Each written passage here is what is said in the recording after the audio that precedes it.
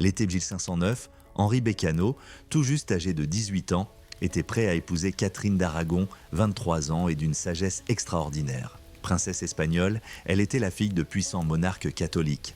Auparavant, elle avait été l'épouse du frère aîné d'Henri, Arthur. Le 11 juin, le palais de Greenwich brillait de splendeur, les murs ornés de luxueuses tapisseries, les tables chargées de mets délicats et la lumière se reflétant sur les ornements d'argent et d'or qui ornaient chaque recoin à travers les hautes fenêtres. Au milieu de cette splendeur se tenait Henri, se sentant le protagoniste de ces chers récits chevaleresques, jeune, en forme, instruit, mélomane et prêt à rejoindre la famille royale la plus prestigieuse d'Europe. Chuchotant à son confident Thomas Wolsey depuis un balcon surplombant l'agitation des préparatifs, Henri déclara « Aujourd'hui marque le véritable début de mon règne. En vérité, votre majesté, cette union cimente la noble place de la maison Tudor parmi les couronnes européennes. » Wolsey s'inclina respectueusement. Sous le sourire assuré d'Henri, une inquiétude persistait. Ce jour-là, une ombre planait sur le palais, le fantôme de son frère Arthur. 7 ans auparavant, à l'âge de 10 ans, Henri avait assisté au mariage grandiose d'Arthur avec la princesse espagnole. Il se souvenait parfaitement de la déclaration de son frère aîné, rempli de fierté le lendemain matin devant la cour « J'ai passé la nuit dernière en Espagne ». Une vantardise juvénile, grossière mais mémorable, qui résonna parmi de nombreux courtisans. Cependant, le triomphe d'Arthur fut bref. Moins de 5 mois après le mariage, il était déjà parti. Catherine affirma à plusieurs reprises que leur union n'avait pas été consommée, qu'elle était restée vierge. Cette seule affirmation expliqua pourquoi le pape Jules II accorda une dispense spéciale permettant à Henri d'épouser la veuve de son frère. Sans elle, le droit canon aurait totalement interdit l'union. La cérémonie de mariage, digne de la grandeur royale, eut lieu. Henri, resplendissant dans ses plus beaux atours, respirait la vitalité de la jeunesse. Catherine fit preuve de la grâce posée d'une femme versée dans l'étiquette royale. Après l'échange des vœux et la pose des alliances, le couple se rendit au somptueux banquet où la noblesse anglaise célébrait la perspective de leur nouveau souverain. « Êtes-vous inquiet, votre majesté ?» demanda Charles Brandon, l'un des plus proches compagnons d'enfance d'Henri. « Un roi manifeste-t-il de l'anxiété ?» rétorqua Henri avec un sourire forcé, levant son gobelet. Pourtant, la réalité était tout autre. Henri nourrissait de l'appréhension, non pas par manque de visibilité. Il avait auparavant apprécié la compagnie des jeunes filles de la cour. Son appréhension provenait plutôt de quelque chose de bien plus profond, l'inévitable comparaison avec Arthur. Tout au long de sa vie, Henri avait grandi sur les traces d'Arthur, le fils aîné, l'héritier, l'enfant préféré. Même dans la mort, l'influence d'Arthur persista. Lors de sa nuit de noces, Henri rencontra le fantôme dans l'intimité. Après le festin, les jeunes mariés furent escortés solennellement jusqu'à leur chambre. Selon la tradition, des nobles de haut rang les accompagnèrent jusqu'à la porte, offrant bénédictions et plaisanteries obscènes avant de partir, laissant le couple seul. Henri se tourna vers sa future épouse, Catherine se tenant sagement près du lit, vêtue d'une chemise de nuit en soieline fine. « Madame !» murmura Henri en s'approchant d'elle. « Enfin, nous sommes seuls !» Elle leva les yeux, son accent espagnol doux dansant. « Monseigneur et époux, je suis à votre service. » Henri lui prit la main et la conduisit vers le lit. La lueur des bougies dansa, projetant des ombres dansantes sur les murs tandis qu'il commençait à se déshabiller. Puis Catherine prit la parole. « Il y a quelque chose que je dois vous avouer, votre majesté », murmura-t-elle doucement. « Comme vous le savez, je suis vierge. Mon mariage avec votre frère n'a jamais été consommé. Sa santé était trop fragile. » Henri s'immobilisa. Il était parfaitement conscient de sa déclaration. Elle constituait la pierre angulaire de leur union. Cependant, sa formulation à cet instant précis fit surgir la présence spectrale d'Arthur avec une force presque tangible. « Je comprends, madame », répondit sèchement Henri. « Inutile d'en discuter ce soir. » Mais elle persista doucement. « C'est la vérité. Nous avons partagé le même lit, mais rien de plus. »« Cela suffit, » intervint-il d'une voix plus rauque qu'il ne l'aurait voulu. Aussitôt, il regretta ses paroles. « Je m'excuse, madame, mais je ne souhaite pas contempler mon frère ce soir. » L'air devint lourd de tension. Son cœur se serra d'une peur indicible. Et si Catherine le comparait à Arthur? Et si Arthur avait, contrairement à ses dires, accompli les devoirs d'un époux? Henri déshonorait-il la mémoire de son frère en épousant cette femme, chassant ainsi ses pensées tourmentantes? Mais il persévéra. Le poids des attentes, le poids de l'histoire et ses propres doutes incessants s'avérèrent trop lourds à porter. Pour la première fois de sa jeune existence active, Henri connut un échec. Il ne parvenait pas à s'acquitter de ses devoirs conjugaux. « Ne vous inquiétez pas, monseigneur », murmura Catherine d'un ton apaisant, percevant sa détresse. « Nous sommes jeunes, nous avons le temps. Sa compassion exacerba l'embarras d'Henri. Sans un mot, il s'habilla à la hâte et quitta la pièce en trombe, laissant Catherine désemparée et isolée pour sa nuit de noces. Ce soir-là, arpentant les couloirs faiblement éclairés du palais, Henri jura que personne ne découvrirait cette source de honte. Il comptait démontrer sa virilité, sa puissance, sa royauté, quel qu'en soit le prix. À son insu, cette humiliation privée allait déclencher une série d'événements qui marqueraient à jamais l'histoire de l'Angleterre. Les jours qui suivirent furent un supplice. La douleur de cet échec le hanta comme un sort. Cependant, après de nombreuses tentatives, il parvint finalement à consommer le mariage. Néanmoins, le souvenir de sa première humiliation persista, corrompant son orgueil.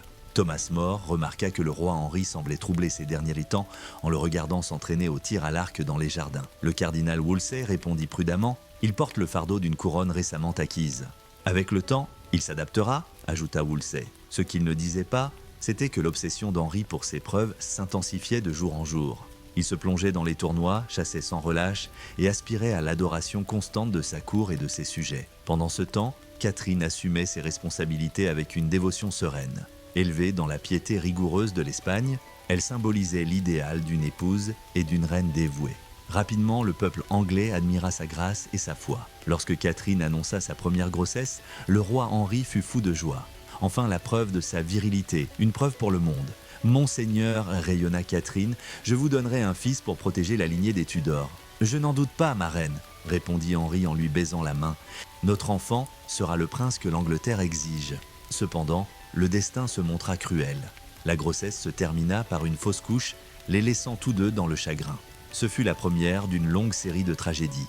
En janvier 1511, Catherine donna naissance à un fils prénommé Henri. La cour se réjouit, avec des célébrations dans tout le pays et un grand tournoi organisé en l'honneur de l'héritier. « Dieu a favorisé notre union, madame », proclama Henri triomphalement. « Ce n'est que le premier d'une longue série. » Cependant, la joie se transforma à nouveau en désespoir. À seulement 52 jours, le jeune prince rendit son dernier soupir.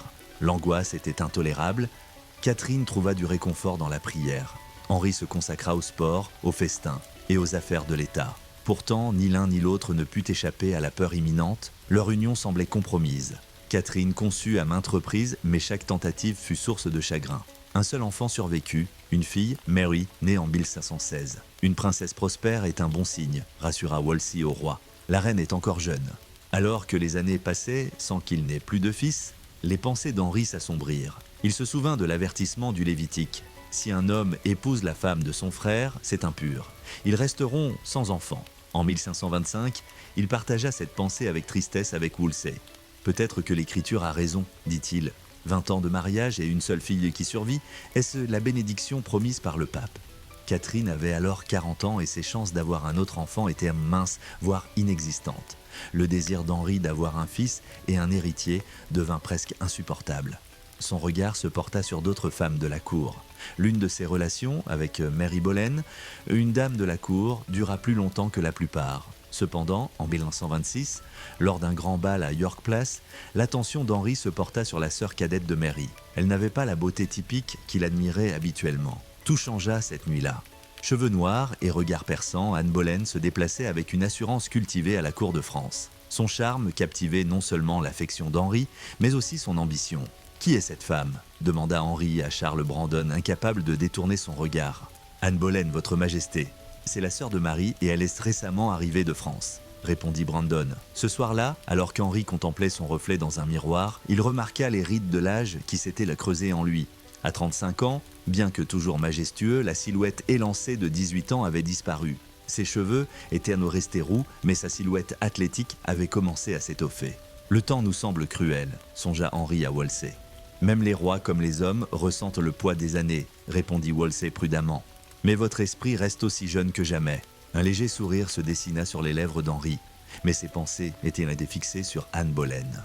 Contrairement à toutes les femmes qu'il avait courtisées auparavant, elle était vive, captivante et inflexible.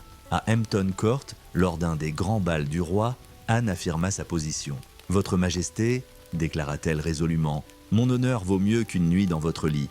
Je ne serai pas rappelée comme une simple maîtresse. » Henri VIII, habitué à une satisfaction immédiate, fut pris de court. À chaque refus, son désir s'intensifiait. Ce qui n'était au départ qu'une intrigue se transforma en obsession. « Que dois-je faire, Lady Anne ?»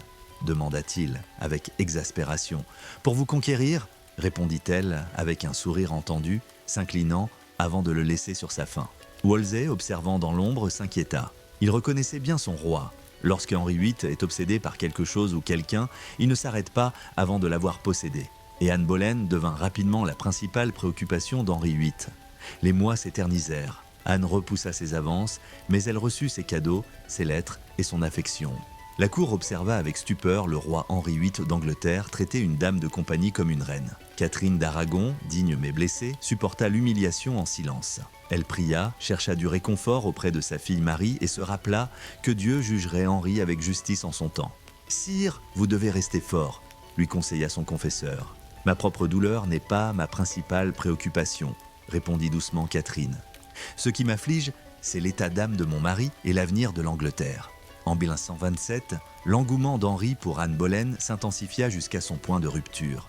Il comprit qu'elle ne céderait pas s'il ne la demandait pas en mariage, et pour cela, Catherine devait être répudiée. « Ce mariage était invalide », affirma Henri en privé à Wolsey. « J'ai épousé la veuve de mon frère. Les Écritures elles-mêmes condamnent une telle union. » Henri affirma que Dieu lui avait refusé un fils en raison de son mariage, mais Wolsey lui rappela la dispense accordée par le pape. Henri déclara la dispense frauduleuse et frappa la table de colère. Catherine jura son innocence, mais les fanfaronnades d'Arthur laissaient planer le doute. « Je ne me tairai pas », jura Henri, déterminé à annuler le mariage.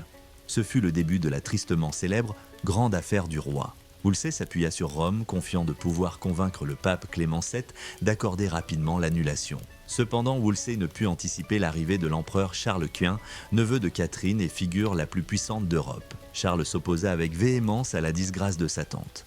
Le pape étant quasiment retenu captif par Charles, toutes les demandes anglaises furent rejetées. Le pape n'agira pas tant qu'il sera sous l'influence de l'empereur, rapporta sombrement l'émissaire de Wolsey après une nouvelle mission infructueuse à Rome. L'irritation d'Henri grandissait de jour en jour, tandis que son affection pour Anne s'intensifiait. Astucieusement, elle adapta son rôle au-delà de la simple admiration de la femme. Elle lui fit part des idées réformistes qui balayaient l'Europe, des idées remettant en cause le pouvoir papal et exaltant la souveraineté des rois. Elle lui conseilla de consulter des experts et des érudits théologiques hors de Rome. « La solution ne se trouve peut-être pas à Rome, mais ici, en Angleterre », suggéra-t-elle un soir. « Vous êtes roi par la volonté de Dieu. Pourquoi un prêtre étranger devrait-il présider votre mariage ?» Ces idées trouvèrent un écho chez Henri, qui avait auparavant violemment condamné Martin Luther et avait été qualifié de défenseur de la foi par le pape. L'échec persistant de Wolsey à obtenir l'annulation de son mariage éroda son influence. En 1529, Henri perdit patience. « Vous m'avez laissé tomber, cardinal », l'accusa-t-il lors d'une vive confrontation. « Après tout ce que vous m'avez accordé, me refuser ce que je désire le plus est une preuve d'inflexibilité. Remettez le grand sceau, vous êtes libéré. » Wolsey fut destitué, banni et connut une fin peu recommandable, sa chute servant d'avertissement à ceux qui déçoivent le monarque. À sa place, Henri nomma Sir Thomas More, un humaniste renommé, mais More, fervent catholique, refusa d'approuver l'annulation exigée par Henri. La ligne de conduite du roi devint de plus en plus évidente. Si Rome refusait de le libérer, il couperait tout lien avec Rome. À cette époque, Anne et Henri s'étaient rapprochés, bien qu'Anne restât réservée, ne promettant de devenir son épouse qu'après l'annulation de leur union précédente. « Je vous accorderai votre désir le plus profond, mon roi », murmura Anne, « un fils pour protéger votre dynastie. » Sa promesse embrasa le cœur d'Henri comme un feu qui s'embrase.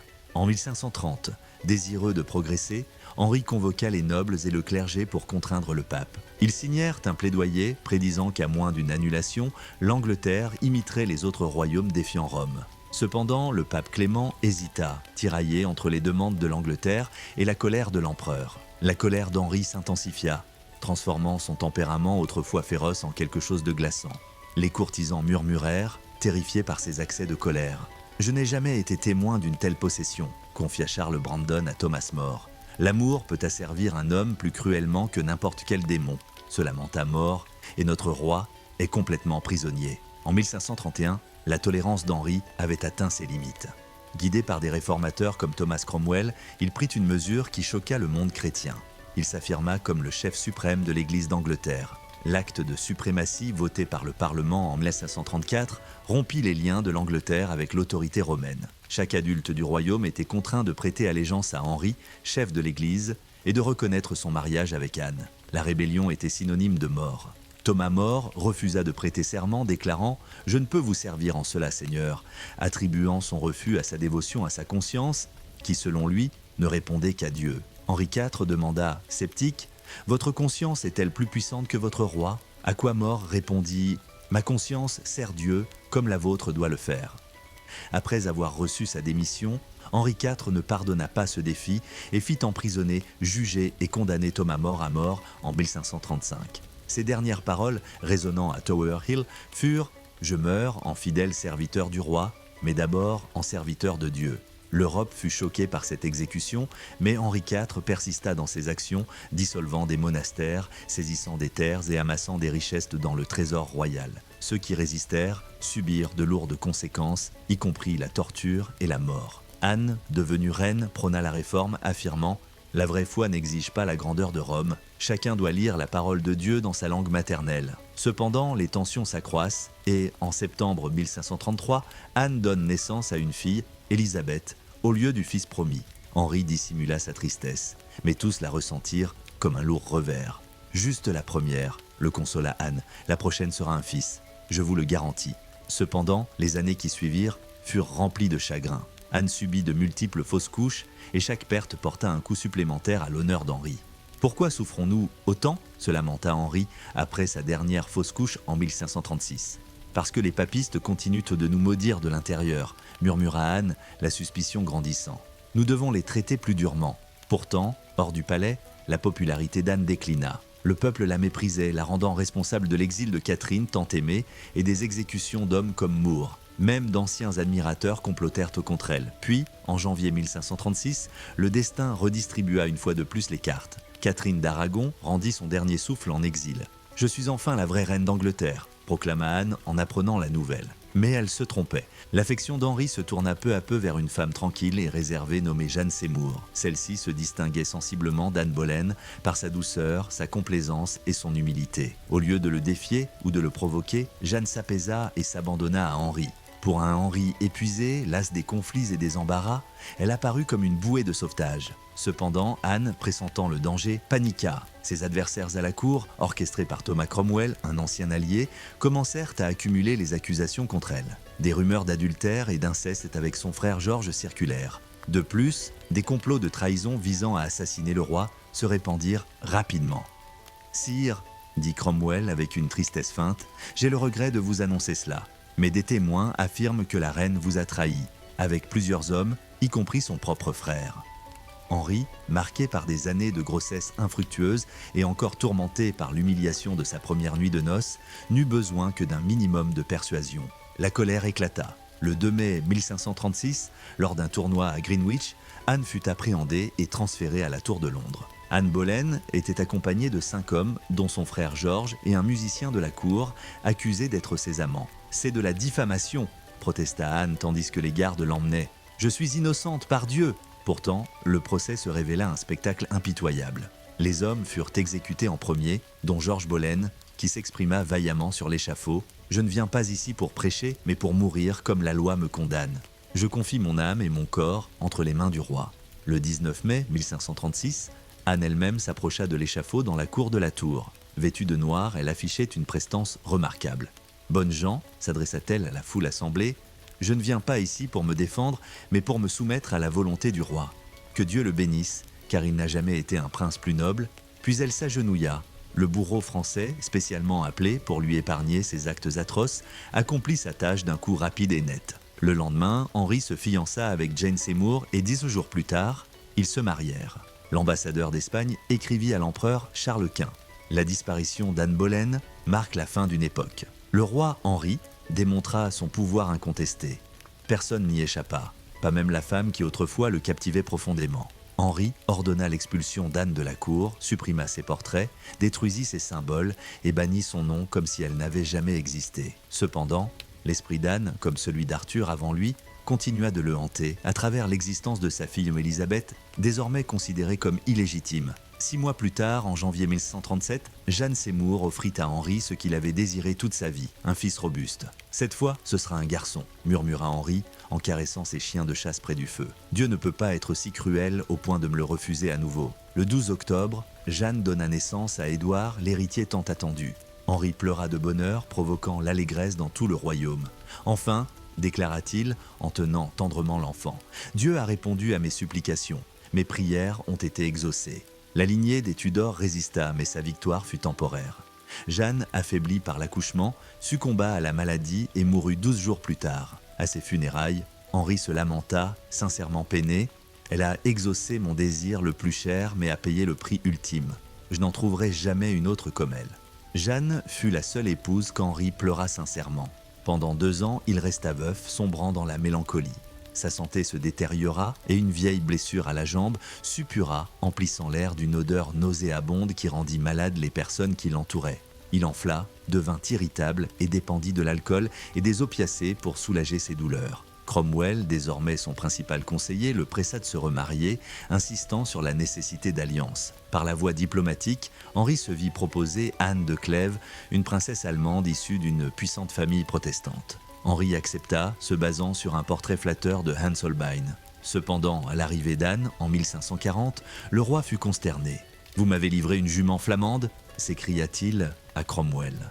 Malgré ses affirmations selon lesquelles il ne pouvait et ne voulait pas la désirer, le mariage eut lieu pour des raisons politiques. Le mariage resta non consommé et, quelques mois plus tard, il demanda l'annulation du mariage, ce qu'elle accepta en échange de terres et du titre de sœur du roi. Sa complaisance lui épargna la vie, contrairement à celle de Cromwell. Accusé de ce mariage désastreux, il fut exécuté la même année. Ironiquement, le même jour, Henri épousa sa 5e femme, Catherine Howard. Plus jeune qu'Henri de plus de 30 ans, Catherine Howard captivait le roi vieillissant par sa jeunesse et sa beauté. « J'ai l'impression de rajeunir », confia-t-il à Charles Brandon après l'avoir rencontrée. Avec elle, les années et la douleur s'estompent. Cependant, Catherine avait caché ses anciennes liaisons. Avant son mariage, elle avait eu des amants et après son accession au trône, elle reprit sa relation avec le courtisan Thomas Culpeper. Lorsque la preuve fut révélée, la colère d'Henri s'enflamma au-delà de tout contrôle. « Apporte-moi une épée !» rugit-il avec colère. Catherine fut appréhendée, condamnée et exécutée à la Tour le 13 février 1542. Malgré sa jeunesse et sa terreur, elle passa la nuit précédente à s'entraîner à poser sa tête sur le billot. « Je ne me déshonorerai pas sur l'échafaud », dit-elle à ses gardes avec une sincérité déchirante. Ses amants subirent une mort atroce, pendus, éventrés et écartelés. Henri, ravagé par la trahison, sombrait encore davantage dans la paranoïa et la colère. Son corps, gonflé par un poids excessif, souffrait de douleurs persistantes. Les courtisans murmuraient à propos de l'odeur nauséabonde qui émanait de son ulcère à la jambe. Il se remaria néanmoins. Sa 6e et dernière épouse, Catherine Parr, était intelligente, bienveillante et perspicace. Contrairement à ses prédécesseurs, elle ne recherchait ni le pouvoir ni la passion, mais la survie. « Je suis ici pour prendre soin de vous, sire, pas pour gouverner », lui dit-elle doucement. Elle s'est révélée être une infirmière dévouée, une compagne astucieuse et une belle-mère aimante pour ses enfants. Henri se réconcilia avec ses filles Marie et Élisabeth grâce à son intervention, les rétablissant dans l'ordre de succession. Ses sympathies pour la réforme protestante suscitèrent des soupçons, ce qui lui valut un mandat d'arrêt. Cependant, Catherine évita le désastre en apaisant la colère d'Henri par l'humilité. « Me croyez-vous assez insensé pour enseigner à l'homme le plus érudit de la chrétienté ?» demanda-t-elle doucement. « Je cherchais simplement à m'instruire auprès de vous. » Sa diplomatie lui sauva la vie. Dans ces dernières années, Henri n'était plus que l'ombre du prince dynamique qui avait autrefois captivé l'Europe. Pesant environ 180 kilos et se déplaçant à peine sans appareil mécanique, il endurait des douleurs constantes. Malgré cela, son esprit restait vif et son règne aussi impitoyable que jamais. Le 28 janvier 1547, au palais de Whitehall, Henri VIII s'éteignit à l'âge de 55 ans. Son corps massif fut inhumé aux côtés de Jeanne Seymour, l'épouse qu'il chérissait le plus.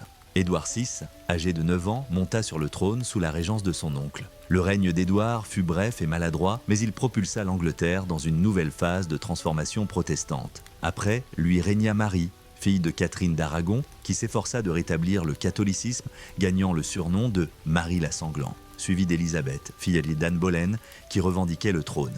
Son règne de 44 ans apporta paix, richesse et épanouissement culturel, connu sous le nom d'ère élisabéthaine. L'ironie du sort était cruelle. Henri chercha un héritier mâle en exécutant épouse et amis, en se séparant de Rome, tout en déchirant son royaume. Pourtant, c'est sa fille Élisabeth, et non son fils, qui préserva la dynastie Tudor et inaugura l'âge d'or de l'Angleterre. L'humiliation de cette nuit de noces fatidique, où Henri ne put consommer son mariage avec Catherine, le plongea dans l'insécurité, la fixation et le carnage. Il cherchait à remodeler son royaume et la foi elle-même. Cependant, ce ne fut pas un fils qui le valida, mais un homme. C'était la progéniture de la femme qui l'avait ruiné. Un chroniqueur écrivit qu'Henri VIII avait subi plus de tourments et connu un destin plus sombre que le monarque décapité Henri VIII. Néanmoins, il fut finalement anéanti par la présence spectrale du souvenir d'une nuit de noces qui le hanta jusqu'à sa mort.